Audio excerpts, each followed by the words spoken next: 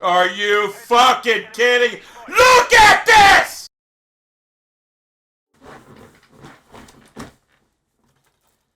Alright, so, I'm not gonna lie to you.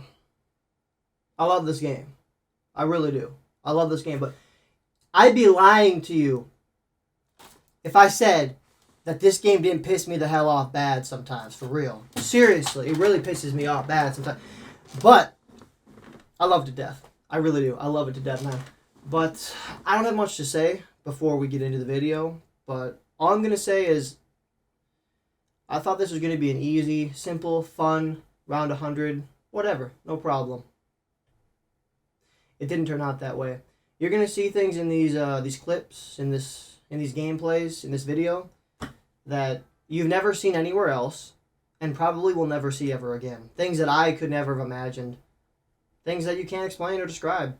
Honestly, you have to see them. You have to see them.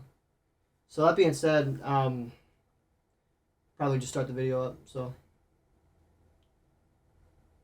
play it. Now!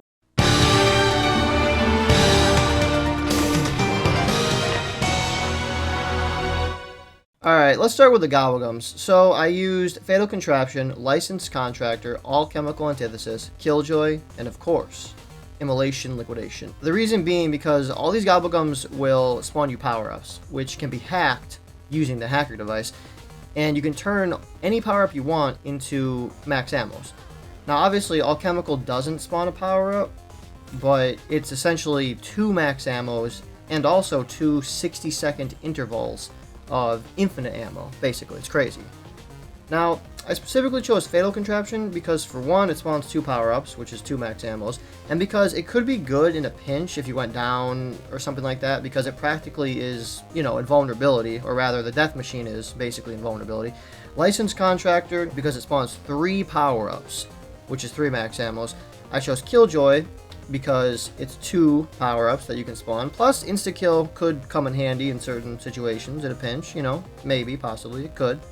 And then finally, Immolation Liquidation, or Liquidation, whatever it's called, because for one, it will come in handy like you wouldn't believe when it comes to hitting the box, because you're going to be doing that a lot. Trust me, you will be doing that a lot. And also, it spawns a total of 3 power-ups. So it's 3 power-ups, 3 max ammos, and it's, box hits, easy box hits to get your equipment and get everything that you need to get set up, right? So it's great. And I'm going to mention here, I would highly recommend staying away from the I'm Feeling Lucky Gobblegum, because as you saw earlier, that Gobblegum causes a lot of crashes for some reason. I don't know why. It's crazy. There's literally, that Gobblegum is a meme in my friend group, right? Like, we literally, a lot of times we'll load up games and I'll have that Gobblegum on and I'll be like, hey guys, watch this. And I use it and it's connection interrupted every time. It's crazy. Like, literally, put it on and go into a game with your friends and then activate it. I guarantee you it will connection interrupted your game. I guarantee you. It's crazy. I don't know what's wrong with it. But usually I don't have problems with it in solo, so I don't know why it crashed my game. Usually it doesn't crash in solo. It's usually a multiplayer issue, but whatever. I just say stay away from it. But hey, those are just the Gobblegums that I used, and be sure to choose the ones that, you think would be best for you or that you want to use. It's kind of personal preference, but I just use ones that spawn lots of power-ups, so that I could guarantee that I have max ammos, because that's kind of what this strategy is all about. I also want to mention I'm not using cashback, and I don't recommend cashback, even though it literally spawns you a max ammo power-up. I don't recommend it because it only spawns you 1 power-up, so it's kind of worse than the other Gobblegums that will spawn multiple power-ups in a way. So it's kind of funny that the actual Gobblegum that's meant to give you a max ammo is actually like the worst one. At least on Moon, because Moon, is a special case because you can hack any power-up and turn it into a max ammo. But other maps I would recommend cashback. But on Moon specifically, I'd say cashback's actually not worth using. So let's talk about the location I'm going to be using. So it's just behind this door that I'm shooting. You keep that door closed and then you camp in this room. And no zombies can come from anywhere else. They basically have to just come from right in front of you. Now, obviously there is much more to this strategy than that, and yeah, I had to learn that the hard way. You're going to be seeing some clips. Like I mentioned earlier, there's some stuff you're going to be seeing. It ain't pretty, I'll tell you that right now. I do want to mention another spot that I was using, or trying out. It's in the tunnels by the Gobblegum machine here. You just have to keep this door closed, and boom, you got a nice camp spot. Although it is quite a bit slower than the other spot, so I would just recommend messing around in it with some friends, or if you just want to kind of goof around, or maybe just camp and just kind of, you know, just have a fun little game and not really take it too seriously. I'd recommend it. It's definitely a lot of fun, but it's not anywhere near as good as the other spot. Let's go through the loadout real fast. You're going to want the wave gun, the Kuda, the Gurge device, and the hacker, of course. Jug, quick revive, speed cola, and then stamina definitely for the setup portion of your game. You know, the portion of your game where you're getting all your equipment and getting everything set up and getting your guns and everything. And then maybe after that, once you're already set up and you're going to be ready to camp, you can switch your stamina up, right, to Widow's Wine. That can help out, you know what I mean, being able to stun the zombies. But the problem with Widow's Wine on this map is that it can cause depressurization in the spawn room and the laboratories, which could be quite problematic for you. So it kind of depends on how you would personally approach the situation. You'll be doing a lot of running around throughout your game, right? Because you have to deal with, you know, everyone's favorite, the excavators, which you will be having to manage because they will ruin your strategy if left unchecked. They will ruin the map and they will ruin the strategy. So you have to stop the excavators. But we're going to get to that, you know, a little bit later because we have some other things to cover first. So, honestly, you can use whatever perks you like, to be completely fair. I mean, honestly, like, check out this goofy-ass setup. Look at that. I'm running around with no jug. God, I'm great. I mean, look at this. Let's talk about how to get set up. So, it can be quite annoying sometimes. So, what I do is I spawn in here and just start killing. Be sure to take your time in the spawn room here. Like, train everything up and go really slow. Make sure everything's spawned in on the map. Get them all rounded up. Because, trust me, if you're trying to rush this beginning portion of the game, nah, it ain't gonna work out for you because stuff like this is gonna happen to you. Yeah, you see that? I don't even know how I'm dead. I'm just killed. I don't know. It's like, what the hell? Anyways, you should probably take, I'm thinking about 4 to 5 minutes in No Man's Land. Something in that ballpark. Gather up as many points as possible. Buy the perk here, whichever one it is, Speed Cola or Juggernog. Then go to Moon, grab a Gobble Gum, grab Quick Revive, and hopefully your Gobble Gum will be Immolation Liquidation, so you can start hitting the box right away. But it's fine if it's not, because I mean you have plenty of time. And then now from this point, I would go grab the Bowie knife, then turn on the power. Be sure to not turn on the power before you try to get the Bowie knife, because you need the zero gravity to be able to jump up and buy the Bowie knife off the wall. And then grab stamina. Just start hitting the box until the first excavator appears.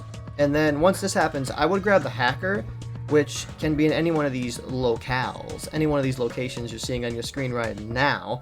In case you don't know where it is, I mean, I assume that you probably know where it is. And also, I assume that, like, you don't really need me to give you a guide for round 100, but I'm just kind of going through everything that I did and trying to be helpful, just in case someone's watching and they would like to know certain things.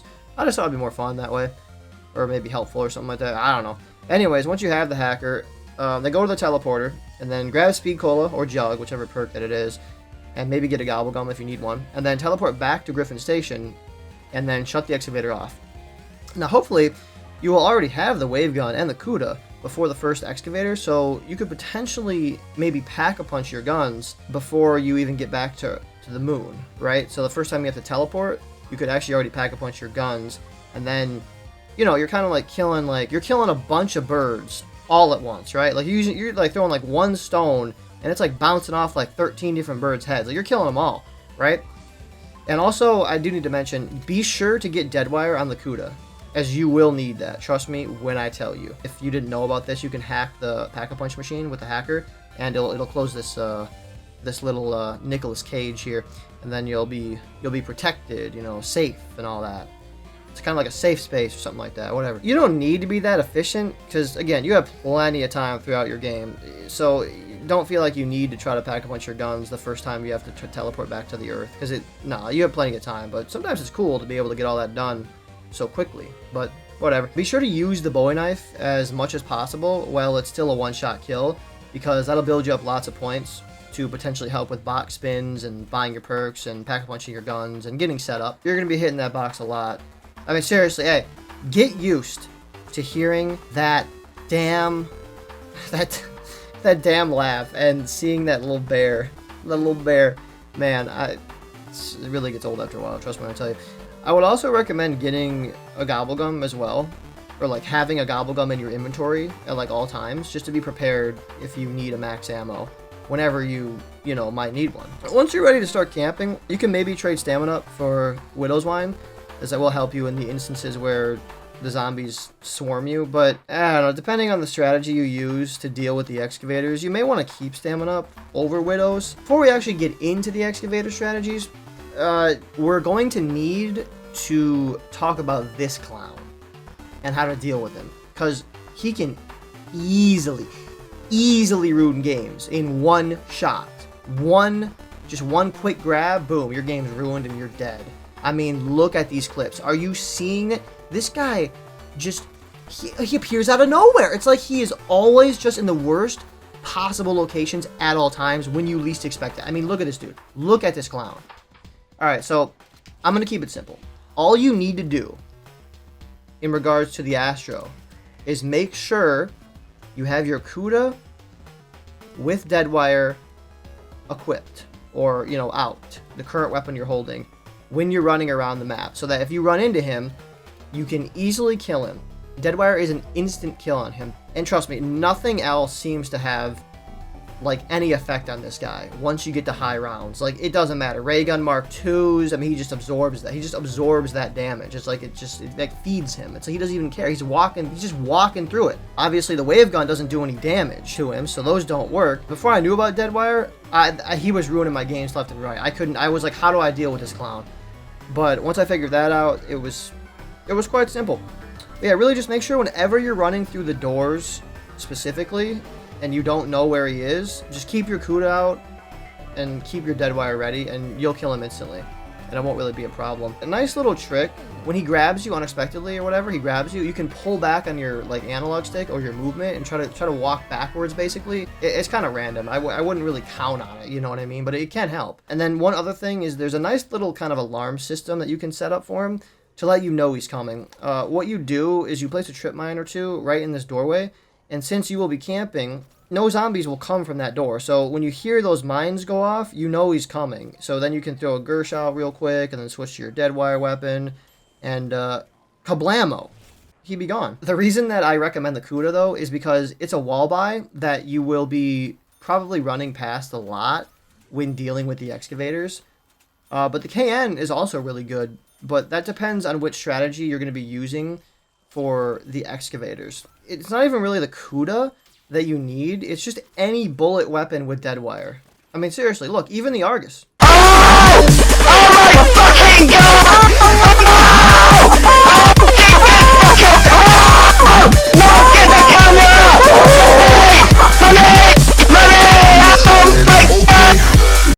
Alright, sorry about that. I kind of got a little carried away. I felt it was important to talk about Astro Boy first because you will be seeing him a lot during the excavator strategies. We got 3 strategies here. I would say they range from 3 levels of difficulty, right? We got level 1, level 2, level 3. And we're going to start out with level 1, which I would say would be the beginner strategy. I just call it the classic run back. That's what it is, a classic run back. Just the classic, basic, simple strategy. Anyone can do it. Simple. So all it really entails is that when you hear the excavator is coming,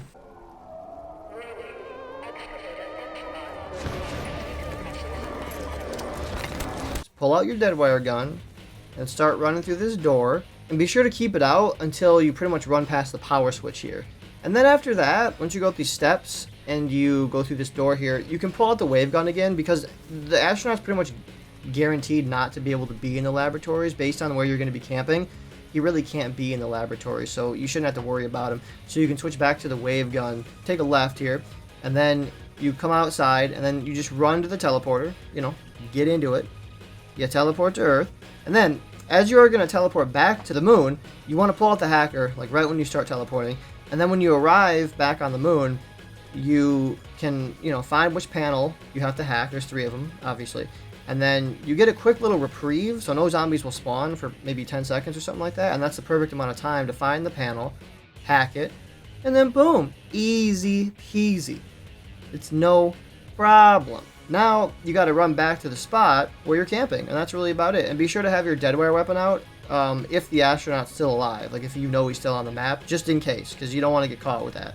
that's really it. Like, that's probably the easiest strategy that pretty much guarantees you to be able to turn off the excavator and get back to the camp spot every single time. Like, it's very simple, but there's way more advanced strategies, and there's lots more that you can do to not only make this easier, but also allows you to get something out of it. Like, you can kill a lot of zombies or get your ammo refilled. There's a lot of crazy stuff you can do. So let's go into the second level strategy, right? The intermediate level of skill. You want to keep your dead wire gun out, and then once you pass the gobblegum machine here, switch to the wave gun, as zombies can spawn rapidly out of this hole here. It's crazy. When you're gonna go through the door here to the left of that hole, switch back to your dead wire weapon, keep it out until you get back to the spawn room.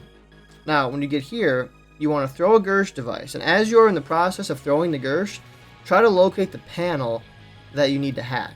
So then, once you throw the Gersh out, you can immediately pull out the hacker, and then hack the panel, right? And then, most likely, pretty much every time, your Gersh device probably will spawn a power-up in the process, so after you get done hacking, you can actually throw another Gersh device, and then hack the power-up that your first Gersh device spawned, right? To give yourself a max ammo to refill your Gershes, and, you know, everything else too. But specifically, it's to refill your Gersh devices.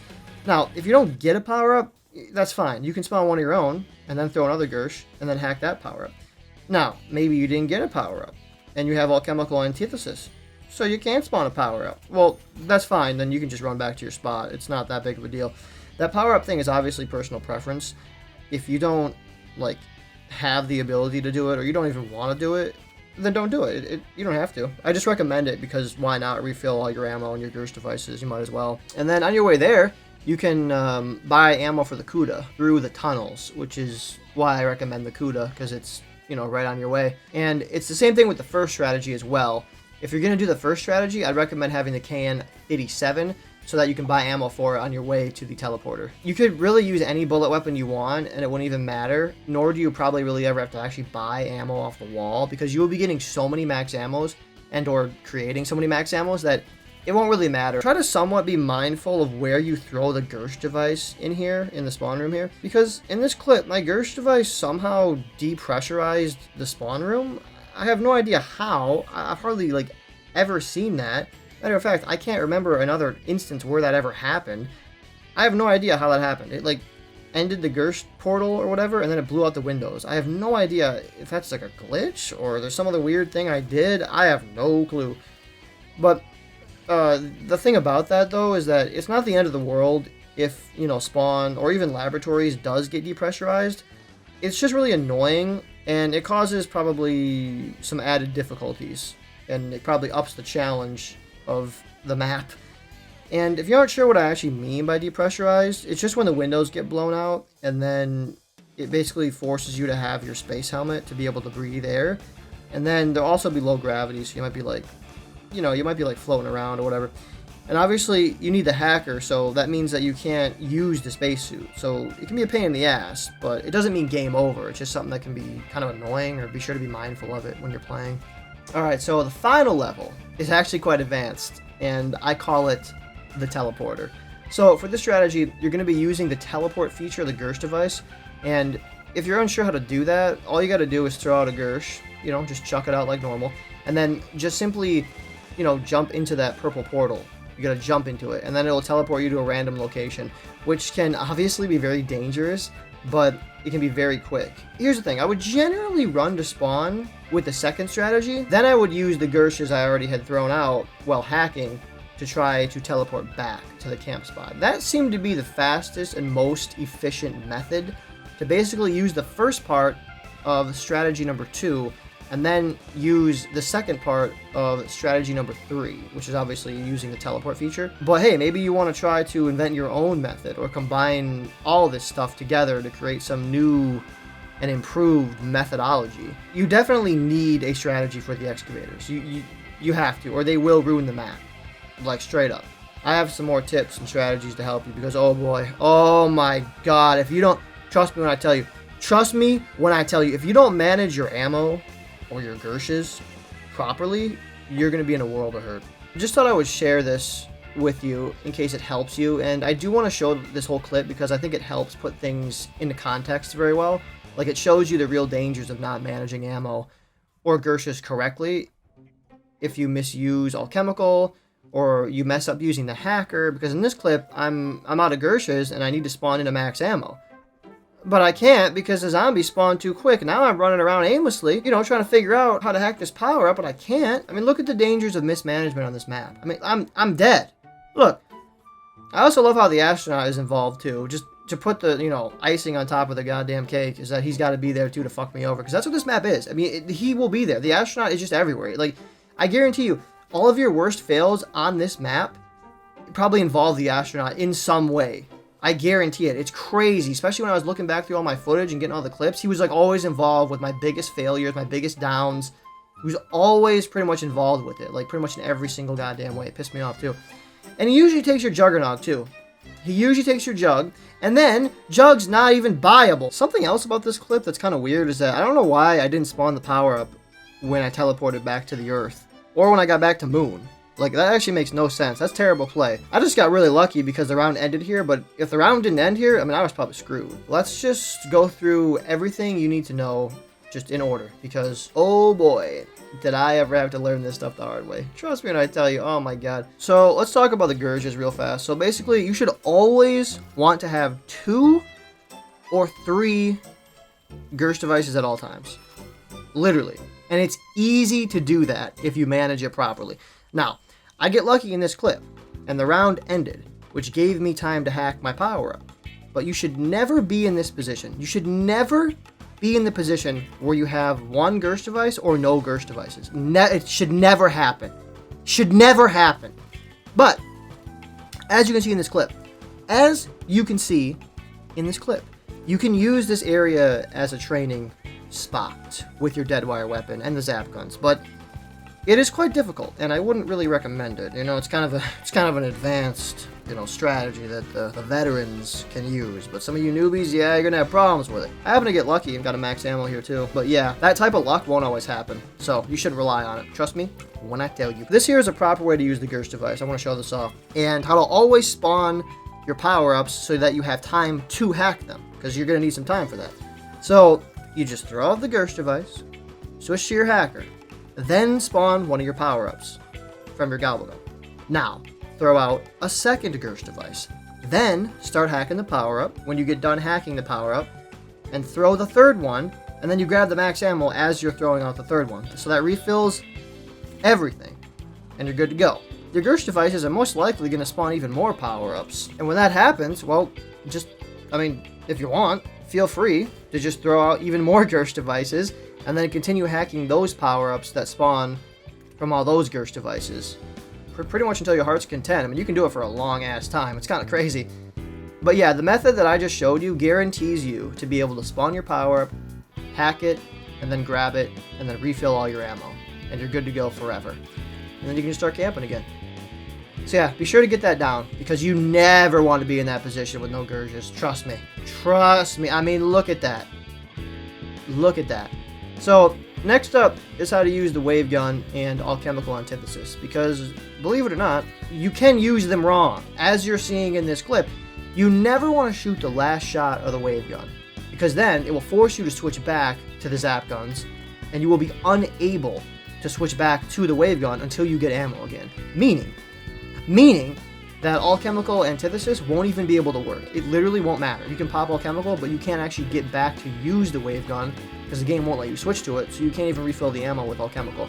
So, be sure when you get down to I don't know, maybe your last 4 or 3 shots in the wave gun, just throw out a Gersh, make yourself a max ammo, because as you see here, I literally died like a dumbass for no reason at all. There's no reason for that.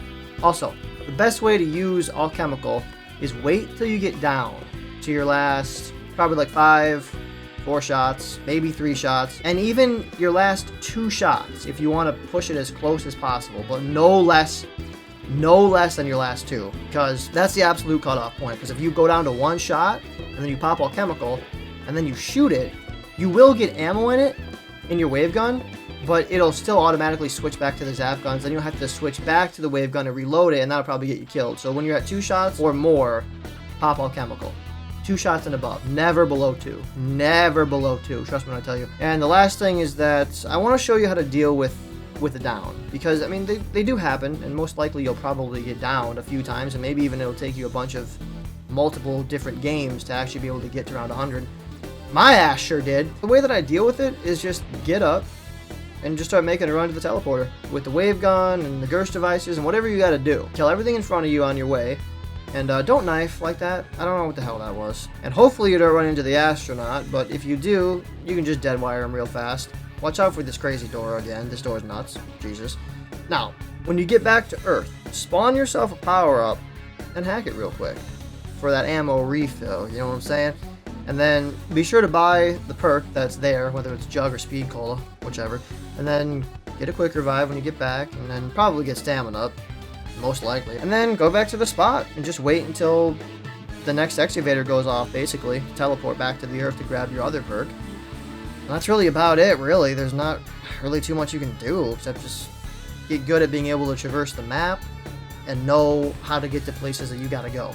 That's really about it. There's not much you can do if you go down. Like, you just have to try to recover, get up, get back to the teleporters, get your perks, and get back to the spot. That's really all you can do. Next up, I do want to showcase all the nonsense I dealt with on this playthrough. I really do. Because, I mean, look at this. Look at these downs. Like, what in the absolute hell are these? I mean, this is why you got to master these strategies, so that this type of garbage doesn't happen to you. I mean, look here. Look here. I do want to show this. My dumbass somehow threw a grenade on accident when I was camping here. And guess what? It got me killed. I got killed because of that. How is that even possible? Now, how many times do you think you should have to hit the box to get the wave gun, the Gersh device, and all that? Like, what do you think is an acceptable, like, fair, balanced number in your personal opinion? What do you think? Like 10 times maybe? Or like, maybe like 20 or like 30 times tops, right? Okay, maybe like 50 at most, like 50. What's that? 100 times? Oh, yeah, well, as you can see in these clips, yeah, I'm gonna go over 100 hits. And this is all in the same game, by the way. This is the same game. All these clips of me hitting the box, this is in the same match, the same game. No joke. It took me, like, I don't even remember. It was hard to count it. I think it was like 173 times or something, or maybe I got confused and it's like 165 or 163. I don't remember.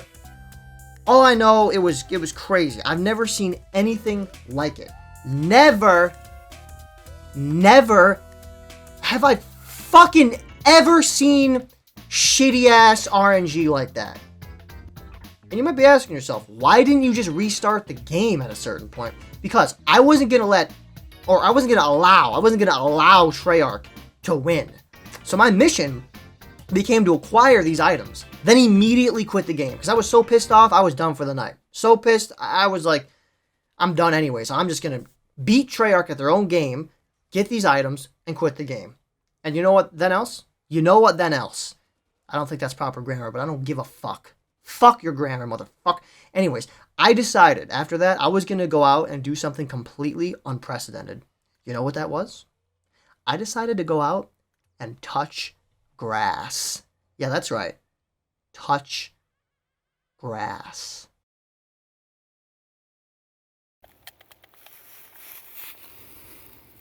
The fuck out of here, Treyarch. 173 fucking times I gotta hit the fucking box? Are you fucking kidding me? That's another fucking controller guy!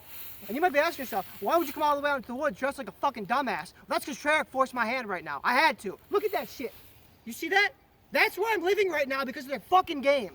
I can't stand this shit no more. To add insult to injury, during that same game, I somehow blew out the laboratory windows by throwing random grenades up here. I mean, like, what the fuck? Also, I want to mention, like, my god, when you hear Rigtoven's quotes about having no oxygen or whatever over and over and over again, it really gets fucking annoying fast. I'll tell you that right now for real, seriously. But hey, man, after all that, I finally got the round 100. Like a beast! Christ!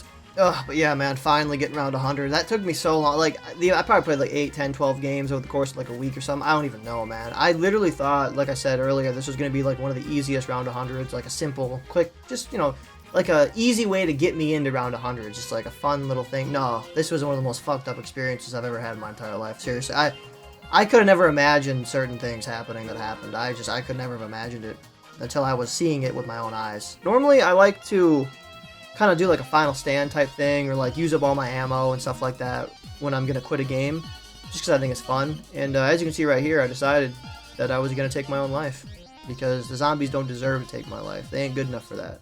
I decided to go out on my own terms because these zombies ain't got nothing for me. So I went off the deep end, literally, and I was all like. Also, look at this zombie here, dude. Dude was like, my work's done here. I'm going back inside. Like, what was that? Oh man. And I suppose that's it. There's my score, my kills. Sure was something else, man. I guess that's it.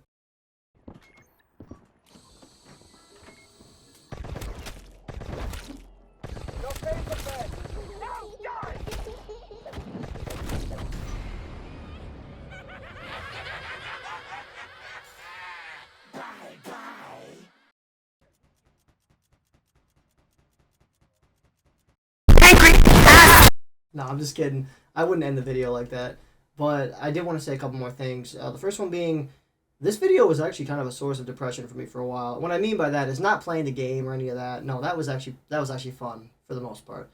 But I've been putting this video out for so long. Like, I was so like afraid to try to make it because I didn't think that I could, or I didn't have the ability to edit it or write a script out or figure it out, I guess. But I'm really happy I finally was able to pull myself together and go at it, because it was a lot of hard work, especially because I let it sit for so long like an idiot, and then I didn't even know what gameplays were what, so I had to go through footage again. So I probably added a few extra hours of time like a moron. But I'm so proud of myself, man, because the video is what I want it to be. This is like the type of video I want to watch, right? I had a fun time making it. I love watching it back and making sure everything was good, and I had a fun time with it. I really did. Could maybe be a little bit shorter, but I have a problem with length. Like, I'll just keep talking, rambling. It's terrible. But that's pretty much about it. I just wanted to thank everybody for watching it. And I thought it was awesome. So, hope you enjoyed it, and I'm going to be probably making some more round 100s for fun, you know? And let me know if you want to see any more types of videos of anything, zombies related or what. I'd love to try it out, do it. Extinction, you know what I'm saying? Bring that back. But I think that's about it, man, for real. I think that's all I got, so guess I'll see you later.